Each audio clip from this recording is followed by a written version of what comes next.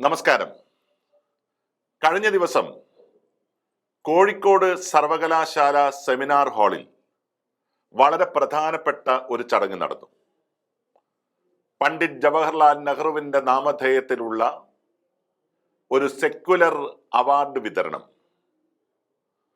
Award ലഭിച്ചത് മുൻ Pradesh Congress committee അധ്യക്ഷനും കേന്ദ്ര ആഭ്യന്തര വകുപ്പ് സഹമന്ത്രിയും കൃഷി വകുപ്പ് സഹമന്ത്രിയും ദീർഘകാലം കേരളത്തിലെ കണ്ണൂർ വടകര പാർലമെന്റ് മണ്ഡലങ്ങളിൽ നിന്ന് ജനപ്രതിനിധിയുമായി മാറിയ ശ്രീ മുല്ലപ്പള്ളി രാമചന്ദ്രനായിരുന്നു. അവാർഡ് നൽകിയത് അഖിലേന്ത്യാ കോൺഗ്രസ് കമ്മിറ്റിയുടെ ജനറൽ സെക്രട്ടറി ശ്രീ KC വേണുഗോപാലാണ്. ഈ അവാർഡ് ആർക്ക് ലഭിച്ചു എന്നുള്ളതും ഈ അവാർഡ് ആര് നൽകി എന്നുള്ളതിനേക്കാളും ഏറ്റവും വലിയ പ്രാധാന്യം സ്വാഭാവികമായും ഞങ്ങൾക്ക് തോന്നിയത് ഈ രണ്ടു പ്രധാനപ്പെട്ട നേതാക്കന്മാരുടെ സമാഗമവും ശ്രീ KC വേണുഗോപാൽ നടത്തിയ ഉജ്ജ്വലമായ പ്രസംഗവുമാണ്. നമുക്കെല്ലാവർക്കും അറിയാവുന്നത് പോലെ പ്രദേശ് കോൺഗ്രസ് കമ്മിറ്റിയുടെ അധ്യക്ഷ സ്ഥാനത്ത് നിന്ന് വേദനയോടുകൂടിയാണ് ശ്രീ മുല്ലപ്പള്ളി രാമചന്ദ്രൻ പടിയിറങ്ങിയത്. കേരളത്തിലെ 19 പാർലമെന്റ് മണ്ഡലങ്ങളിലും ഐക്യ ജനാധിപത്യ മുന്നണിയെ വിജയിപ്പിച്ച പ്രദേശ് കോൺഗ്രസ് കമ്മിറ്റിയുടെ അധ്യക്ഷൻ.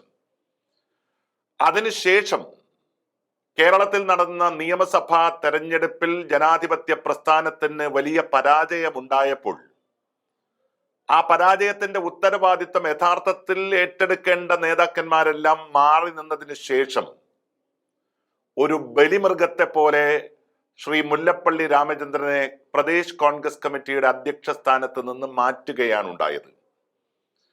അതിനുശേഷം ഒരിക്കലും ഒരു പരസ്യ പ്രസ്താവനയും പാർട്ടിക്കെതിരെ നടത്താതെ വടകര ഉൾപ്പെടെയുള്ള പ്രാദേശിക മേഖലകളിൽ ഓരോ ദിവസവും നിരന്തരമായ രാഷ്ട്രീയ പ്രവർത്തന സപര്യയിൽ ഏർപ്പെട്ട ശ്രീ മുല്ലപ്പള്ളി രാമചന്ദ്രനെ പല പ്രധാനപ്പെട്ട നിർണായക തീരുമാനങ്ങളിലും പങ്കാളിയാക്കുന്നില്ല എന്ന പരാതി വ്യാപകമായി ഉണ്ടായിരുന്നു.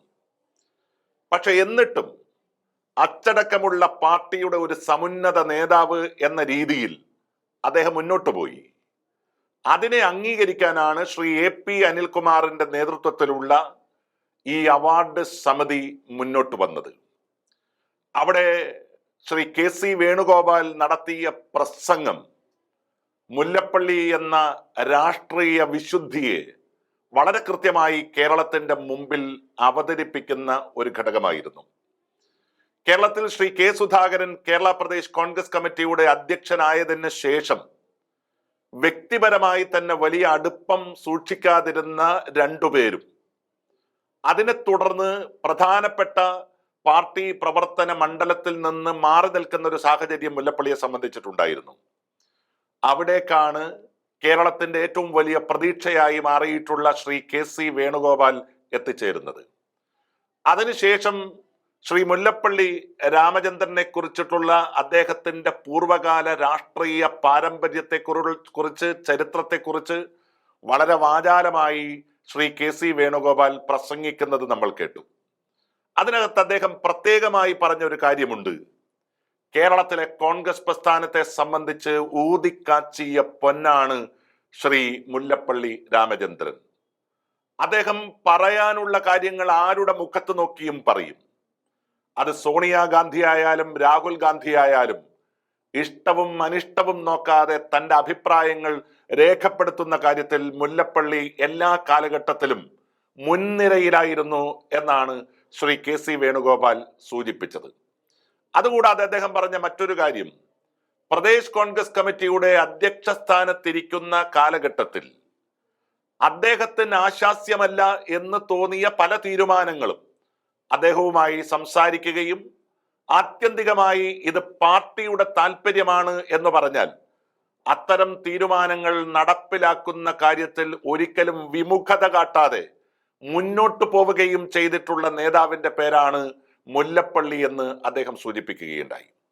തീർച്ചയായിട്ടും നമുക്കിവിടെ കാണാൻ കഴിയുന്ന ഏറ്റവും പ്രധാനപ്പെട്ട ഒരു കാര്യം, 2026 നിയമസഭാ തെരഞ്ഞെടുപ്പിന് വേണ്ടി പാർട്ടി ഒരുങ്ങുകയാണ്.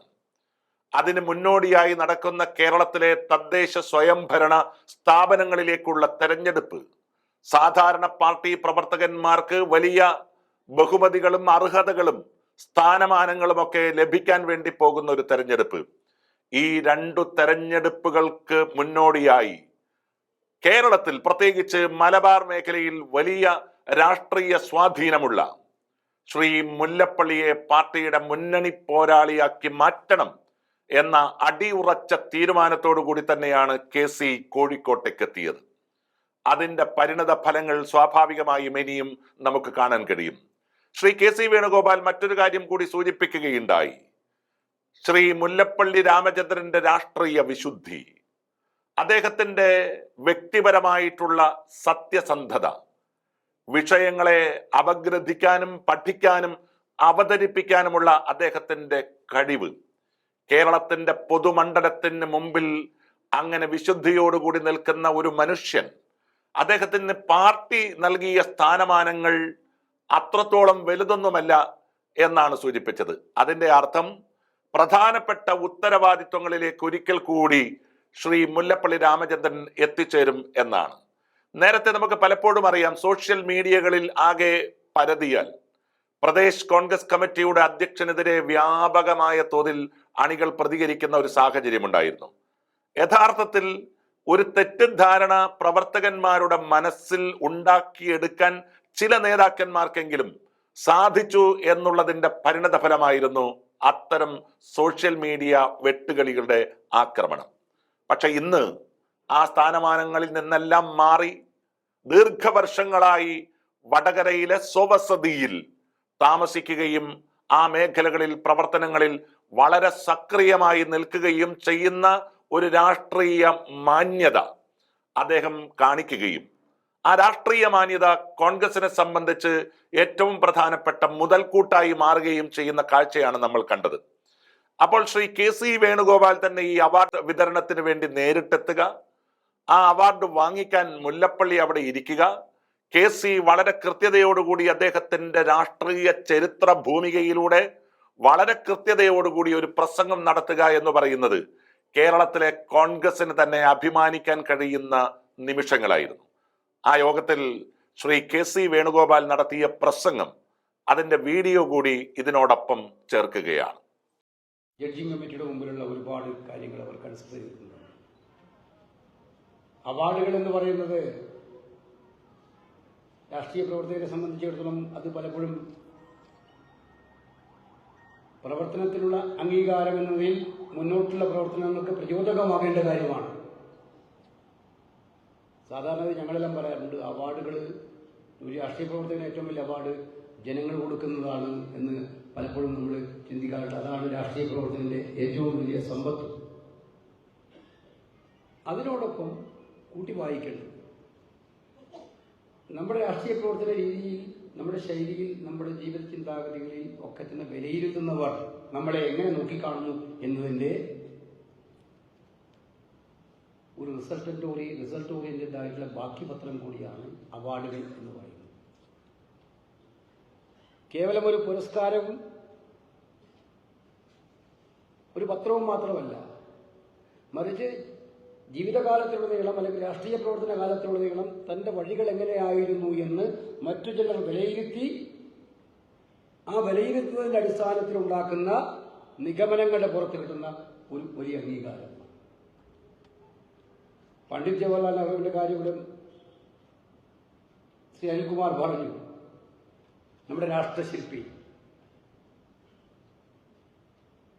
ഇന്ത്യയിലെ ഞങ്ങൾ ഏറ്റവും കൂടുതൽ സ്നേഹിച്ച നേതാവ്,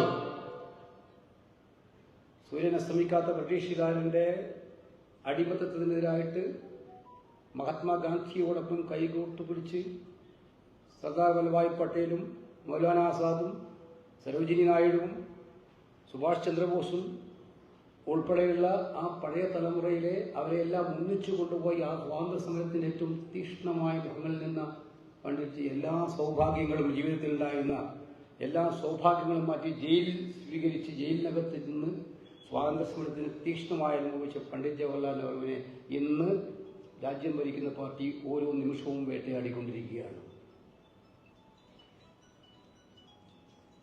നെഹ്റുവിനെ വിമർശിക്കുക എന്ന് പറയുന്നത് നരേന്ദ്രമോദിയുടെയും BJPയുടെയും ഒരു ഫാഷനായി മാറിക്കഴിഞ്ഞിട്ടുണ്ട്.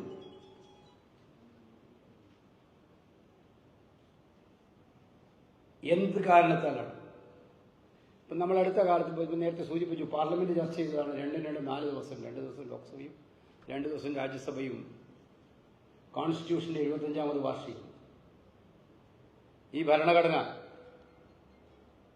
മോഡി ഇപ്പോൾ ആ ഭരണഘടന തലയിൽ വെച്ചിട്ടാണ് പാർലമെന്റിനകത്തേക്ക് കയറിയത്.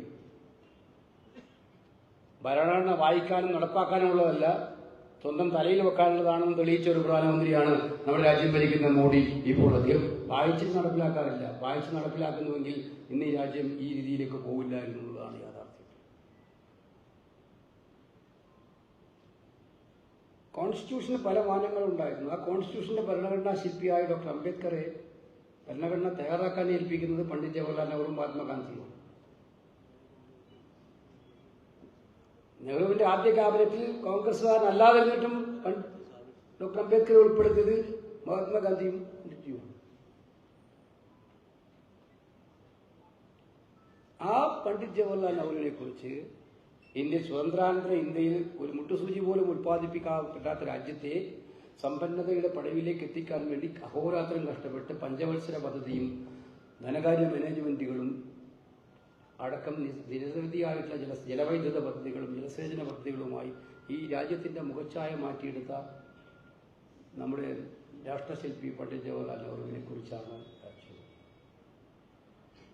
കഴിഞ്ഞ ദിവസം ഈ പാർലമെന്റ് ചർച്ചയിൽ നിങ്ങൾ കണ്ടതാണ് ഡോക്ടർ അംബേദ്കർക്കെതിരായിട്ട് അമിത്ഷാ നടത്തിയ പരാമർശങ്ങൾ. അമിത്ഷാ നടത്തിയ പരാമർശങ്ങൾ അംബേദ്കർ അംബേദ്കർ അംബേദ്കർ അംബേദ്കർ എന്ന് നമ്മൾ ഒരുപാട് തവണ വിളിക്കുന്നു. അതൊരു ഫാഷനായി മാറിയിട്ടുണ്ട്. അത്രയും തവണ ഭഗവാനെ വിളിച്ചാൽ നിങ്ങളെല്ലാം നേരിട്ട് സ്വർഗത്തിലേക്ക് പോകുമെന്നാണ് ഇന്ത്യയിലെ ആഭ്യന്തരമന്ത്രി പ്രസംഗിച്ചത്. ഇതിനെതിരായി രാജ്യവ്യാപകമായി ജനങ്ങൾ ശബ്ദമുയർത്തി. പട്ടികജാതിക്കാർ മാത്രമല്ല, സമൂഹത്തിലെ എല്ലാ വിഭാഗത്തിൽപ്പെട്ട ആളുകളും ഇത് അംബേദ്കർക്കെതിരായിട്ടുള്ള ഹീനമായ ശ്രമമാണ്. നിങ്ങളൊന്ന് ആലോചിച്ച്, ഒരു കോൺഗ്രസ്സുകാരനായിരുന്ന ഒരു മന്ത്രിയായിരുന്നു ഇത്തരം ഒരു പരാമർശം നടന്നിരുന്നെങ്കിൽ 1 മിനിറ്റ് അദ്ദേഹത്തിന് അധികാരത്തിൽ തുടരാൻ ഇവരാരെങ്കിലും സമ്മതിക്കുമായിരുന്നു എന്നുള്ളതാണ്. നമ്മളിപ്പോൾ ആവശ്യപ്പെടുന്നത് അമിത്ഷാ രാജിവെക്കണമെന്നുള്ളതാണ്. ഇതൊരു ഭരണഘടനാ ശില്പിക്കെതിരായിട്ടുള്ള ഏറ്റവും വലിയ അവഹേളനമാണെന്ന് പറയുന്നു. ഞാൻ പറഞ്ഞു വന്ന പോയിന്റ്, അതിനുശേഷം അവർ ഉടനീളം പ്രധാനമന്ത്രിയുടെ പ്രസംഗം, ആ ബഡ്ജറ്റ് ആ പ്രസംഗത്തിൽ, ആഭ്യന്തരമന്ത്രിയുടെ പ്രസംഗത്തിൽ, ധനകാര്യമന്ത്രിയുടെ പ്രസംഗത്തിൽ, ആരോഗ്യമന്ത്രിയുടെ പ്രസംഗത്തിൽ എല്ലാവരും ഒറ്റ അറ്റാക്ക് മാത്രമാണ് പണ്ഡിറ്റ് ജവഹർലാൽ നെഹ്റുവിന് എതിരായിട്ട്. പണ്ഡിറ്റ് ജവഹർലാൽ നെഹ്റു ചരിത്രത്തെ വളച്ചൊടിച്ചുകൊണ്ട് പറയാണ്, നമ്മുടെ ഭരണഘടന തന്നെ ഇന്ത്യയില്ല, ഇത് ഇന്ത്യക്കാർക്ക് വേണ്ടിയല്ല. RSSന്റെ മുഖപത്രമായ ഓർഗനൈസർ അവരുടെ ആദ്യത്തെ കമന്റ് ഇന്ത്യയുടെ ഭരണഘടന വന്നപ്പോൾ ഇത് ഇന്ത്യനൈസേഷന്റെ ഭാഗമായിട്ടുള്ളതല്ല, ഇന്ത്യക്കാരുടെ ഭരണഘടനയല്ല എന്നായിരുന്നു. തള്ളിപ്പറയായിരുന്നു അവർ ചെയ്തത്. RSS BJP തള്ളിപ്പറയായിരുന്നു ചെയ്തത്. അവരാണ് ഭരണഘടനയുടെ സംരക്ഷകരായിട്ട് ഇപ്പോൾ രംഗത്ത് വന്നിരിക്കുന്നത്. എവിടെയാ സംരക്ഷണം കൊടുക്കുന്നു? നാട്ടിൽ നടക്കുന്ന എന്താണ് സുഹൃത്തുക്കളെന്ന്? ജാതിയുടെയും മതത്തിന്റെയും പേര് പറഞ്ഞ് സമ്പലിൽ നടന്നത് എന്താണെന്ന് നിങ്ങൾ കണ്ടില്ലേ? 5 പേരെ പോലീസ് നേരിട്ട് വെടിവെച്ച് കൊല്ലുമായിരുന്നില്ലേ? ഇന്ന് രാജ്യത്തെ മുഴുവൻ 1991 കൊണ്ടുവന്നതാണ് വർഷിപ്പ് ആക്ട്. UPA ഗവൺമെന്റ് കാലത്ത് മുല്ലപ്പള്ളിയൊക്കെ എന്ന മന്ത്രിയായിരുന്നു.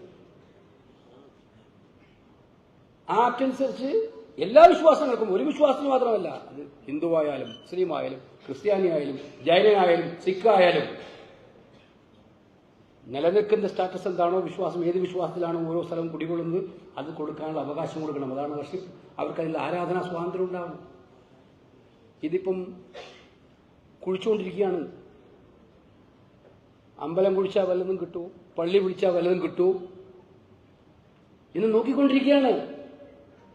ഓരോ സ്ഥലത്തും കുഴിച്ച് ആളുകളിൽ സ്പർദ്ധ വളർത്തി ഏറ്റവും വലിയ വൈരാഗ്യം സൃഷ്ടിച്ച് ഈ നാടിനെ ഭിന്നിപ്പിക്കാൻ ഭരണഘടന പ്രദാനം ചെയ്യുന്ന ഇക്വാലിറ്റി ബിഫോർ ദ ലോ, സമത്വവും സ്വാഹോദര്യവും പുലർത്തേണ്ട അടിസ്ഥാനപരമായ ഭരണഘടനാ തത്വങ്ങളെ മുഴുവൻ കാറ്റിപ്പറത്തിയിട്ടാണ് ചെയ്യുന്നത്.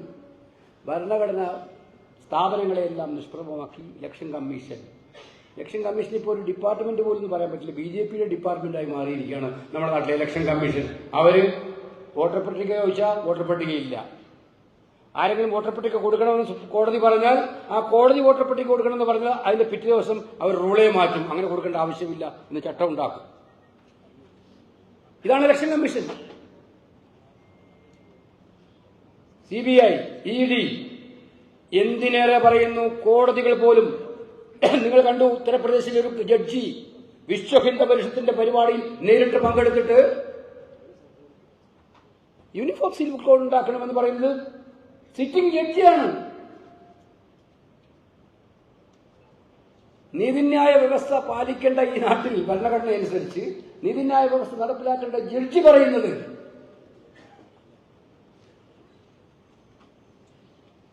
അതും വിശ്വ ഹിന്ദു പരിഷത്തിനെ പോലുള്ള ഒരു പരിപാടിയിൽ പങ്കെടുത്തിട്ടാണ് പറയുന്നത്. സുപ്രീം കോടതിയുടെ സ്ഥാനമൊഴിഞ്ഞ ചീഫ് ജസ്റ്റിസിനെ കുറിച്ചൊന്നും ഞാൻ പറയേണ്ട കാര്യമില്ല. എല്ലാവർക്കും പ്രൈവറ്റ് ലൈഫ് ഉണ്ടാവും, ഇല്ലെന്ന് ഞാൻ പറയുന്നില്ല. എല്ലാവർക്കും സ്വകാര്യതകളുണ്ട്, എല്ലാവർക്കും പൂജിക്കാൻ അവകാശമുണ്ട്. പക്ഷേ സിറ്റിംഗ് സുപ്രീം കോടതി ജഡ്ജി പ്രധാനമന്ത്രിയെ നേരിട്ട് വിളിച്ച് നവരാത്രി പൂജ നടത്തുക എന്ന് പറഞ്ഞാൽ അതിന്റെ ഉദ്ദേശം ഇന്ത്യൻ ജുഡീഷ്യറിക്ക് നിഷ്പക്ഷത നഷ്ടപ്പെടാൻ, ഒരിക്കലുമില്ലാത്ത കീഴ്വഴക്കണിലേക്ക് പോകാൻ അവസരം തുടങ്ങിയിരിക്കുന്നു എന്നുള്ളതിന്റെ തെളിവായിട്ടാണ് നിഷ്പക്ഷരായ ജനങ്ങൾ വീഴ്ത്തുന്നത്. ഞാൻ പറയുന്നത്, ഈ ഭരണഘടനയെല്ലാം അറ്റാക്ക് ചെയ്യുന്നവരാണ്, ഭരണഘടനാ മൂല്യങ്ങളെയെല്ലാം കാറ്റിൽ പറക്കുന്നവരാണ്. ഞങ്ങൾ ഭരണഘടനയുടെ സംരക്ഷകരാണ്. പണ്ഡിറ്റ് ജവഹർലാൽ നെഹ്റുവാണ് അംബേദ്കറെ അവഹേളിക്കാൻ ശ്രമിച്ചത് എന്ന് പറഞ്ഞിട്ട്. പണ്ഡിറ്റ് ജവഹർലാൽ നെഹ്റു അംബേദ്കറെ അവഹേളിക്കുകയല്ല. മഹാത്മാഗാന്ധിയുടെ നിർദ്ദേശമനുസരിച്ച് അംബേദ്കറിനെ ഭരണഘടനാ നിർമ്മാണ സഭകളിൽ ഉണ്ടാക്കി അതിന്റെ കോൺസ്റ്റിറ്റ്യൂഷൻ അസംബ്ലിയുടെ ചെയർപേഴ്സണാക്കി.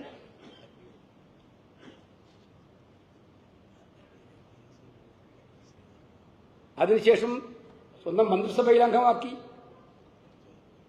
ഇതൊന്നും ഔദാര്യമല്ല. അംബേദ്കർ അർഹിച്ച ആളായിരുന്നു. അംബേദ്കർ അക്കാര്യത്തിൽ അഗ്രഗണ്യനായിരുന്നു എന്നുള്ള കാര്യം സംശയം വേണ്ട. അദ്ദേഹം മരണപ്പെട്ടു പോയപ്പോൾ പോലും ജവഹർലാൽ നെഹ്റുവിന്റെ വാക്കുകൾ മാത്രം എടുത്ത് നോക്കിയാൽ അറിയാം ആരായിരുന്നു അംബേദ്കർ എന്ന്. ജവഹർലാൽ നെഹ്റുവിന്റെ ക്ലിയർ ആയിട്ടുള്ള ചിന്താഗതി ഉണ്ടായിരുന്നു എന്നുള്ളതാണ് സത്യം. സാധാരണക്കാരെ ജനങ്ങളോട് അടുപ്പിച്ച നേതാവ്. സ്വന്തം വീട്ടിൽ പൊതുസഭകളൊക്കെ ഇപ്പോൾ ജനസമ്പർക്ക പരിപാടിയൊക്കെ നമ്മൾ അന്ന് തുടങ്ങിയതാണ്. പണ്ഡിറ്റ് ജവഹർലാൽ നെഹ്റു തുടങ്ങിയതാണ് ജനങ്ങളെ കാണാൻ പൊതുസഭകൾ. അത്തരം സഭകൾ ഉണ്ടാക്കിയിരുന്ന നേതാവ്. വിദ്യാഭ്യാസ രംഗത്ത്, സാമ്പത്തിക രംഗത്ത്, ശാസ്ത്ര സാങ്കേതിക രംഗത്ത് മികവിന്റെ പര്യായങ്ങളായി ഇന്ത്യയെ മാറ്റിയെടുക്കാൻ വേണ്ടി ഏറ്റവും കഠിനാധ്വാനം ഭരണത്തിലൂടെ നിർവഹിച്ച ഏറ്റവും നല്ല ഭരണതന്ത്രജ്ഞനായ നേതാവായിരുന്നു പണ്ഡിറ്റ് ജവഹർലാൽ നെഹ്റു. ആ നെഹ്റുവിനെ കരിവാരിത്തേച്ച് കാണിക്കാൻ BJPയും സംഘപരിവാറും മാത്രമല്ല, ഇപ്പോഴത്തെ മോഡിയല്ല, 1000 മോഡി വന്നാലും പണ്ഡിറ്റ്ജിയായി ജനങ്ങളുടെ മുന്നിൽ ജീവിക്കുമെന്നുള്ള കാര്യം അവർ മനസ്സിലാക്കണം എന്ന് മാത്രമാണ് എനിക്ക് അഭ്യർത്ഥിക്കാനുള്ളത്. അദ്ദേഹത്തിന്റെ മതേതരത്വ സങ്കല്പങ്ങൾ, മതേതരത്വം എന്ന് പറയുന്നത് മതനിഷേധമല്ല എന്ന് വ്യക്തമായ ചിന്താഗതി പറഞ്ഞ ആളായിരുന്നു പണ്ഡിറ്റ് ജവഹർലാൽ നെഹ്റു. ചിലർ പറയും മതേതരത്വം എന്ന് പറഞ്ഞാൽ മതമില്ലായ്മയല്ല. എല്ലാ മതങ്ങൾക്കും അവരുടെ വിശ്വാസങ്ങളുണ്ട്, വിശ്വാസ പ്രമാണങ്ങളുണ്ട്. അത് നിലനിർത്തിക്കൊണ്ട് തന്നെ മതത്തെ ശക്തിപ്പെടുത്താൻ, അവരുടെ മതേതരത്വത്തെ ശക്തിപ്പെടുത്താൻ, പരസ്പര സ്നേഹം ശക്തിപ്പെടുത്താൻ, അതായിരുന്നു. അദ്ദേഹം ഈശ്വര വിശ്വാസിയായിരുന്നില്ല. പക്ഷെ പണ്ഡിറ്റ്ജിയുടെ വാക്കുകൾ നമുക്ക് എല്ലാവർക്കും അറിയാം. ഞാൻ ഈശ്വര വിശ്വാസിയായ അല്ലാത്തൊരു പ്രധാനമന്ത്രിയാണ്. പക്ഷെ ഇന്ത്യയിലെ ഒരു ഈശ്വര വിശ്വാസിക്കും അവരുടെ വിശ്വാസങ്ങൾക്ക് ഭംഗം വരുത്താതെ അവരെ സംരക്ഷിക്കുക എന്നുള്ളതായിരിക്കും എന്റെ ഏറ്റവും വലിയ കർത്തവ്യം എന്ന് പറഞ്ഞ പ്രധാനമന്ത്രി കൂടിയാണ് പണ്ഡിറ്റ് ജവഹർലാൽ നെഹ്റു. അപ്പോ നെഹ്റുവിനെ നമസ്കരിക്കാൻ ശ്രമിക്കുന്ന ഭരണകൂടങ്ങളെ നിങ്ങൾക്ക് തെറ്റുപറ്റി. കാലങ്ങളോളം ഓർമ്മിക്കാൻ, മനസ്സിൽ വെക്കാൻ ഒരുപാട് ഈ നാടിന് നൽകിയിട്ടാണ് ധീരനായിട്ടുള്ള പണ്ഡിറ്റ് ജവഹർലാൽ നെഹ്റു നമ്മളെ വിട്ടുപിരിഞ്ഞു പോയിട്ടുള്ളത് എന്നുള്ളത് നിങ്ങൾക്ക് മനസ്സിലാക്കേണ്ടി വരും എന്നുള്ളത് സംശയം വേണ്ട. അതുകൊണ്ട് കാലം എത്ര മാറിയാലും പോയാലും നിങ്ങൾ അധികാരത്തിന്റെ എല്ലാ ദണ്ഡുകളും ഉപയോഗിച്ചുകൊണ്ട് അദ്ദേഹത്തെ വേട്ടയാടാൻ ശ്രമിച്ചാലും നെഹ്റുജിയായിട്ട് തന്നെ ഇന്ത്യൻ മനസ്സിൽ മാത്രമല്ല ലോക മനസ്സാക്ഷിക്കുള്ളിൽ ഉണ്ടാകും എന്ന് സൂചിപ്പിക്കുന്നു. ആ ഒരു നെഹ്റുവിനെ ഉയർത്തി കാണിക്കാൻ നിങ്ങളുടെ അവാർഡ് ഏർപ്പെടുത്തി. അത് നൽകുന്നത് എനിക്ക് ഏറ്റവും സന്തോഷമുള്ള കാര്യം. ഈ ചടങ്ങിൽ എനിക്ക് പങ്കെടുക്കുമ്പോൾ വ്യക്തിപരമായിട്ടുള്ള കാര്യം. നേരത്തെ അനിൽ പറഞ്ഞതുപോലെ ഞങ്ങളൊക്കെ കണ്ണൂരിൽ വിദ്യാർത്ഥി സംഘടന പയ്യന്നൂർ കോളേജിലും മാതമംഗലം ഹൈസ്കൂളിലും ഒക്കെ ആയിരുന്നു ഞാൻ KSU തുടങ്ങിയത്.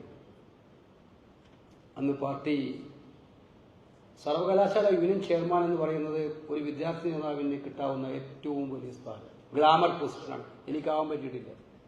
ആകാൻ വേണ്ടി മത്സരിച്ചിട്ട് ഭൂരിപക്ഷം ഉണ്ടായിട്ടും ജയിക്കാൻ പറ്റാത്ത ഒരാളായിരുന്നു ഞാനന്ന്. കാലിക്കറ്റ് യൂണിവേഴ്സിറ്റിക്കാർക്കെല്ലാം അറിയാതെ ഈ വരാന്തയിലൂടെ എന്നെ ഓടിക്കാൻ എത്ര പ്രാവശ്യം ഓടിപ്പിച്ചിട്ടുണ്ടെന്ന് എല്ലാവർക്കും അറിയാം.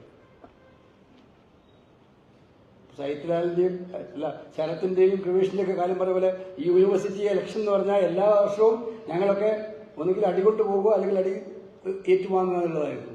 അപ്പൊ അന്ന് ഞാൻ പറഞ്ഞു വന്ന മുല്ലപ്പള്ളി യൂണിവേഴ്സിറ്റി യൂണിയൻ പ്രസിഡന്റായ കാലം കാലിക്കറ്റ് യൂണിവേഴ്സിറ്റി എന്ന് തൃശ്ശൂർ മുതൽ കാസർഗോഡ് വരെ നിറഞ്ഞു നിൽക്കുന്ന മഞ്ചേശ്വരം ഗോവിന്ദപ്പൈ കോളേജ് വരെ, കൊടുങ്ങല്ലൂർ അസ്മാബി കോളേജ് മുതൽ ഗോവിന്ദപ്പൈ കോളേജ് വരെ നിൽക്കുന്ന ഈ വലിയ യൂണിവേഴ്സിറ്റിയുടെ ചെയർപേഴ്സണായി. സത്യത്തില് അപൂർവങ്ങളായിട്ടുള്ള നേതാക്കന്മാർക്ക് ആകാൻ പറ്റുന്ന സ്വന്തം കഴിവുകൊണ്ടാവാൻ പറ്റുന്നതായിരുന്നു അന്ന് മുല്ലപ്പള്ളി ചെയർപേഴ്സണായി. ഞാൻ മുല്ലപ്പള്ളി ഇരുത്തിക്കൊണ്ട് മുല്ലപ്പള്ളി അവാർഡ് കൊണ്ട് പറയാതല്ല. മുല്ലപ്പള്ളിയുടെ റേറ്റിംഗ് അനുസരിച്ച് കേരളത്തിൽ ആ ഒരു തുടർച്ചയിൽ മുല്ലപ്പള്ളി ഇരുന്ന സ്ഥാനങ്ങളൊന്നും വലിയ സ്ഥാനങ്ങളാണ് എന്ന് എനിക്ക് തോന്നിയിട്ടില്ല. ഇതിനേക്കാൾ എത്രയോ വലിയ സ്ഥാനങ്ങളിലേക്ക് മുല്ലപ്പള്ളി എത്താൻ ആരുടെയും പിൻബലമില്ലാതെ ഞാൻ ഉറപ്പിച്ച് പറയാം. വല്ലട്ടിന്റെ മോനായി, ഒരു സ്വാതന്ത്ര്യ സമര സേനാനിയുടെ മകനായി, ആ പശ്ചാത്തലത്തിൽ നിങ്ങൾക്ക് 50 കൊല്ലം മുമ്പ് പോയാൽ മുല്ലപ്പള്ളിയുടെ വീട് എങ്ങനെയായിരുന്നു, ഇത് തന്നെയാണ് ഇപ്പോഴും മുല്ലപ്പള്ളി താമസിക്കുന്ന വീട്.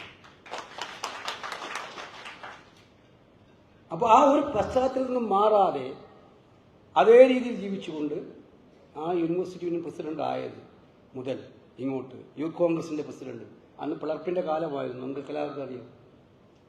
അന്ന് കോൺഗ്രസ് ഐ എന്ന് പറഞ്ഞാലൊക്കെ എന്നെ കോളേജിൽ തല്ലിയിട്ടുണ്ട്. ഐ എന്ന് പറഞ്ഞാൽ അപ്പോൾ തല്ലാണ് കേട്ടോ.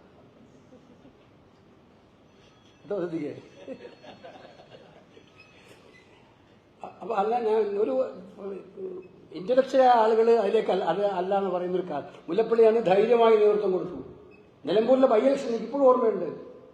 മുല്ലപ്പള്ളി നടത്തിയ ഫൈറ്റ് പാർട്ടി പറഞ്ഞിട്ടാണ്. മുല്ലപ്പള്ളിക്ക് ആഗ്രഹം ഉണ്ടായിട്ടില്ല. പാർട്ടി പറഞ്ഞ് ഫൈറ്റ് ചെയ്യാൻ പറഞ്ഞു, ഫൈറ്റ് ചെയ്തു. ഒരു ഊതിക്കാച്ചിയ പൊന്നാണ് കേരളത്തിലെ കോൺഗ്രസിനെ മുല്ലപ്പള്ളി രാമചന്ദ്രൻ എന്ന് ഉറപ്പിച്ച് ഞാൻ പറഞ്ഞു. സത്യസന്ധത രാഷ്ട്രീയത്തിൽ ഏറ്റവും ആവശ്യമായ ഘടകമാണ്. പക്ഷെ അന്യം നിന്ന് പോകുന്ന കാലമാണ്. പക്ഷെ മുല്ലപ്പള്ളിയിൽ നിന്ന് നിങ്ങൾ അസത്യം പ്രതീക്ഷിക്കണ്ട, സത്യമേ പ്രതീക്ഷിക്കണം. അഭിപ്രായങ്ങൾ പറയുമ്പോൾ അസ്വാരസ്യങ്ങൾ ഉണ്ടാകുമ്പോൾ എന്തിനാണ് അഭിപ്രായം പറയുന്നത് എന്ന് ചിന്തിക്കുന്നതാണ് ഭൂരിപക്ഷം. നമ്മുടെ ഡിപ്ലോമസി കൂടിയ കാലമാണ് നമ്മൾ ജീവിക്കുന്നത്. പക്ഷെ മുല്ലപ്പള്ളി ഡിപ്ലോമസിയിൽ വിശ്വസിക്കുന്ന ആളല്ല.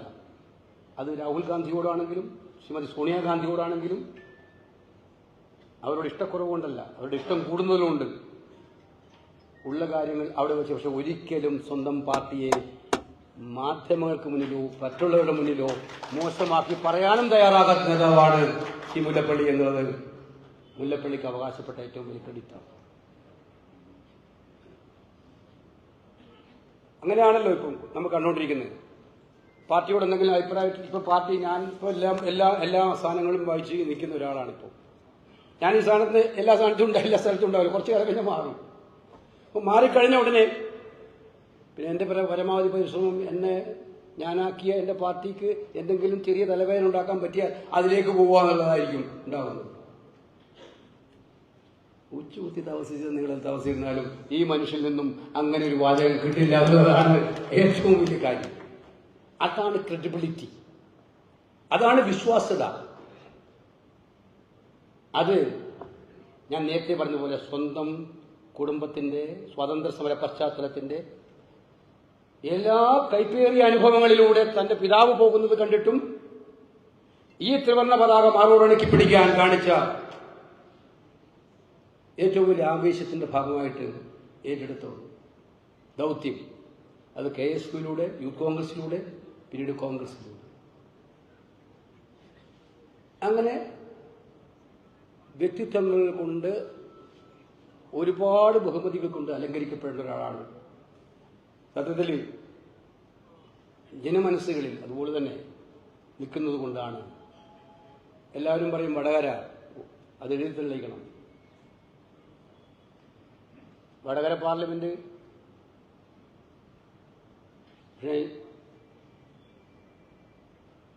മുല്ലപ്പള്ളി രാമചന്ദ്രൻ എന്തുകൊണ്ടാണ് വടകര പാർലമെന്റിൽ ബഹുഭൂരിപക്ഷത്തിൽ ജയിക്കുന്നത്? അദ്ദേഹം കണ്ണൂരിൽ അതിജയിച്ചത്. ഒരു കാര്യം ജനങ്ങൾക്ക് ഓർമ്മയുണ്ട്, ഈ മനുഷ്യൻ ജനപ്രതിനിധിയായാൽ അദ്ദേഹത്തിന്റെ പ്രത്യയശാസ്ത്രത്തെയോ ജനപ്രതിനിധിയെയോ വിറ്റ് അദ്ദേഹം കാശാക്കില്ല എന്നുള്ള കാര്യം എല്ലാവർക്കും ഉറപ്പുള്ളതാണ്. ഒരു പൊതുപ്രവർത്തകന്റെ ബാങ്ക് ഡെപ്പോസിറ്റ് എന്താണ്?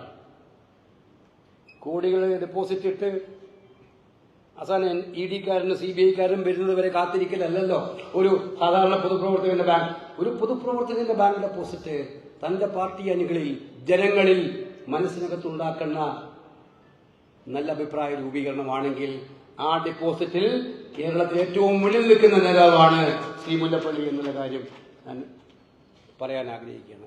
ഒരുപാട് പറയാറുണ്ട് മുല്ലപ്പള്ളിയെ കുറിച്ച്, പറയാൻ അനുഭവങ്ങളുണ്ട്. ഞങ്ങൾ ഒന്നിച്ച് പ്രവർത്തിച്ചിട്ടുണ്ട്. പാർലമെന്റിനകത്ത്, മന്ത്രിസഭകളിൽ. അതിനുശേഷം KPCC പ്രസിഡന്റ് ആയിരുന്നപ്പോൾ ഞാൻ ഈ പൊസിഷനിൽ ഒരുപാട് ഒന്നിച്ച്. ഒരു ദിവസം പോലും ഞാൻ ഉറപ്പിച്ച് പറയാം, ഏത് തീരുമാനവും മുല്ലപ്പള്ളിക്ക് ഇഷ്ടമില്ലാത്ത തീരുമാനങ്ങൾ പലതും ഞങ്ങൾ എടുക്കാൻ പറഞ്ഞിട്ടുണ്ട്. ഇഷ്ടമില്ലാത്ത തീരുമാനങ്ങൾ, ഇത് ശരിയല്ല, വേണമെന്ന് എന്നോട് പറഞ്ഞിട്ടുണ്ട്. എന്തിനാണ് നമ്മളങ്ങനെ ചെയ്യുന്നത്?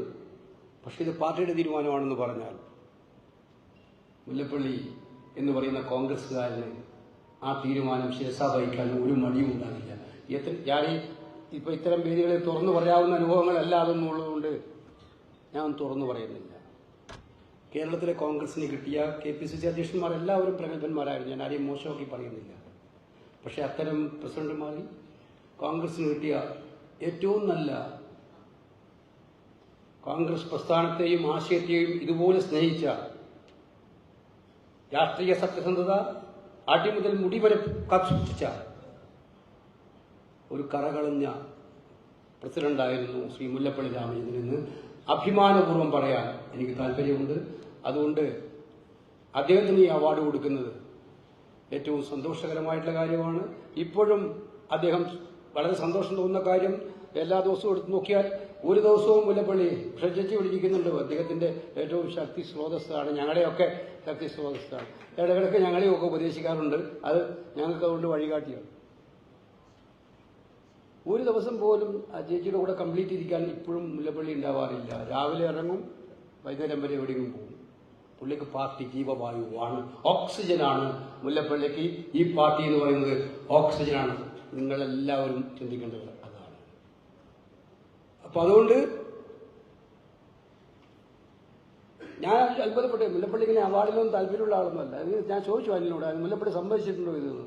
അപ്പോൾ മനസ്സില്ലാ മനസ്സോടെ പണ്ഡിറ്റ് ജവഹർലാൽ നെഹ്റുവിന്റെ പേരായതുകൊണ്ട് പുള്ളിക്ക് താല്പര്യമാണെന്ന് പറയണ്ടായിരുന്നു. അതുകൊണ്ട് മുല്ലപ്പള്ളിയെ നമുക്ക് വേണം, കേരളത്തിന് കോൺഗ്രസിന് വേണം, നിങ്ങൾക്ക് എല്ലാവർക്കും വേണം. നമുക്ക് മുന്നോട്ട് പോകാനുള്ള പ്രവർത്തനങ്ങളിൽ മുല്ലപ്പള്ളി രാമചന്ദ്രനെ പോലുള്ള വ്യക്തിത്വത്തിന് ഇനിയും ഏറ്റവും ശക്തമായിട്ടുള്ള പ്രാധാന്യമുണ്ട്, പ്രസക്തിയുണ്ട് എന്നുള്ള കാര്യം ഞാൻ സൂചിപ്പിക്കുകയാണ്. അതുകൊണ്ട് അദ്ദേഹത്തിന് നൽകിയ ഈ വലിയ അവാർഡ് കൊടുക്കാൻ, അവാർഡ് എന്ന് പറയുന്നത് ഞാൻ നേരത്തെ പറഞ്ഞു, ചില അവാർഡുകൾ അത് കൊടുക്കുന്ന വ്യക്തി മഹത്തരമാക്കും.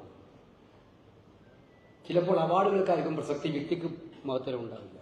ഇവിടെ ഈ അവാർഡിലൂടെ മുല്ലപ്പള്ളിക്ക് അത് കൊടുക്കാൻ നിങ്ങൾ തീരുമാനിച്ചതിലൂടെ ഈ അവാർഡിന്റെ മഹത്വം മുല്ലപ്പള്ളി വർദ്ധിപ്പിച്ചിട്ടുണ്ട് എന്നുള്ള കാര്യം ഞാൻ സന്തോഷത്തോടെ സൂചിപ്പിച്ചുകൊണ്ട്, എല്ലാ സന്തോഷത്തോടെയും ഒരു സഹോദരൻ എന്ന നിലയിൽ എല്ലാ സന്തോഷത്തോടെയും അതിലേറെ ആത്മാഭിമാനത്തോടെയും ഈ ഒരു അവാർഡ് കൊടുക്കാൻ, എനിക്ക് മുല്ലപ്പള്ളി കൊടുക്കാൻ കിട്ടിയ അവസരത്തെ ഞാൻ കാണുകയാണ്. എനിക്ക് രാഷ്ട്രീയത്തിൽ മുന്നോട്ടുള്ള പ്രവർത്തനത്തിൽ എല്ലായ്പ്പോഴും നല്ല പിന്തുണ നൽകിയിരിക്കുന്ന നേതാവ് കൂടിയാണ് എന്ന് അദ്ദേഹം ഞാൻ പറയാൻ ആഗ്രഹിക്കുകയാണ്. അപ്പോൾ അതുകൊണ്ട് എനിക്ക് മാത്രമല്ല ഈ പുതിയ തലമുറയിൽപ്പെട്ട ഒരുപാട് ആളുകൾക്കും അത് അദ്ദേഹം നേരിടും. ഈ പ്രാവശ്യത്തെ തെരഞ്ഞെടുപ്പിലൊക്കെ ഞാൻ കണ്ടു. ഞാൻ ഷാഫി സ്ഥാനാർത്ഥിയായി പ്രഖ്യാപിച്ചു കഴിഞ്ഞ ഉടനെ ആ ഓഫീസിലെത്തി ഒരു കോൺഗ്രസ്സുകാരനെ നമ്മൾ കാണുന്ന അവിടെയാണ്. അവിടെ എത്തി ഏറ്റവും തീവ്രമായ പ്രവർത്തനങ്ങൾ നടത്താൻ എല്ലാത്തിനും മുന്നിൽ എന്നോട് ഷാഫി വിളിച്ചു പറഞ്ഞു. ഞാൻ ചോദിച്ചു മുല്ലപ്പള്ളി കണ്ടില്ലേ? അവരോട് പറഞ്ഞു പണ്ടിൽ ഓഫീസിൽ വന്നു. എനിക്ക് ഏറ്റവും ശക്തമായ പ്രചോദനം നൽകിയത്, എനിക്ക് ഒരു വലിയ ആവേശം നൽകിയത് മുല്ലപ്പള്ളിയായിരുന്നു എന്ന് ഷാഫിയോട് പറയണ്ടായി. അപ്പോൾ ഈ ഒരു വലിയ മഹാമനസ്കതക്ക് മുന്നിൽ മുല്ലപ്പള്ളി എന്ന് പറയുന്ന ഏറ്റവും ശക്തനായ കോൺഗ്രസിന്റെ ധീരനായ നേതാവിന് മുന്നിൽ ഈ അവാർഡ് കൊടുക്കാൻ കഴിഞ്ഞ സന്തോഷം രേഖപ്പെടുത്തിക്കൊണ്ട് അദ്ദേഹത്തിന് ഇനിയും മുന്നോട്ട് പോകാൻ ആയിരാരോഗ്യ സൗഖ്യങ്ങളും അത് രാഷ്ട്രീയ ജീവിതത്തിൽ മുന്നോട്ട് പോകാൻ അവസരം ഉണ്ടാകട്ടെ എന്ന് പ്രാർത്ഥിച്ചുകൊണ്ട് ഞാൻ എൻ്റെ വാക്കുകൾ അവസാനിപ്പിക്കുന്നു. നമസ്കാരം. ജയ് ഹിന്ദ്.